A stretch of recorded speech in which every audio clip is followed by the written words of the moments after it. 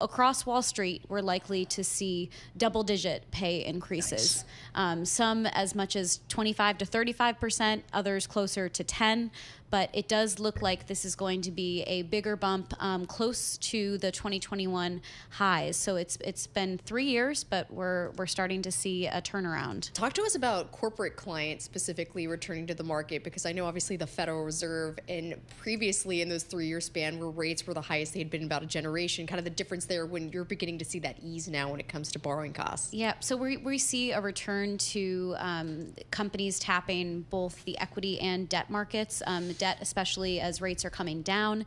And this is also a reflection of just we had a period of uncertainty, and now that there's more clarity on what the Fed is going to do with rates, now that we have gotten through the election and we know who the new administration is going to be, that is probably going to just mean more deal activity and more companies that are tapping their bankers and asking what they might be able to do to increase their earnings or to help with their balance sheets if they have been stressed over the past few months or years.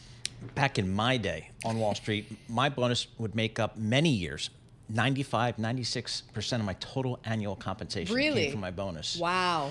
But what's happened now is they've increased the base pay and reduced the amount of incentive compensation. Okay. To kind of, get away from those big bonus numbers. But what was the big catalyst to shift that? I think it was just some of the public backlash to the big bonus numbers out there. So it created the exact wrong incentive, in my opinion. But anyway, debt underwriting, equity underwriting, they're going to be the big winners, right? Yes, it seems like that's where we've seen a lot of the activity. Right behind them, trading and M&A, it's returning. So that wasn't the strongest sector in the past, especially the last 2 years. But 2024 is looking up. Those green shoots are starting to actually show some activity.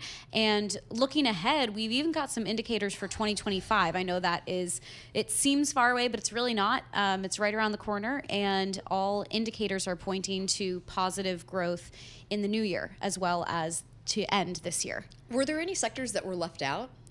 Well, retail and commercial banking, I don't know what you mean by left out, but those are actually the only two that are projected to be flat or even slightly down. So not catastrophic, but not the payout and the boon that you might see with debt and equity underwriting bankers. And is it expected that it'll be pretty much across most firms be pretty similar? Do you think we're going to have some firms that are going to do really better in terms of paying people versus some that are going to be laggards? I know some firms have some pressure from their shareholders to keep that expense ratio in line and things like that. That's right. But I would say that across the big 6 Wall Street banks, they remain competitive. So they have to pay their people so that they don't, if you are thinking about your expenses, and they need to be, but if you skimp and you're not paying your people what they expect to be paid, they might go across the street. And then we'll start to see some jumping, which we saw during 2021, and that has pulled back just with compensation. So competition was not as much of a problem for the banks, but it's a really great point. It's something that we'll pay attention to. Will this mean that there'll be more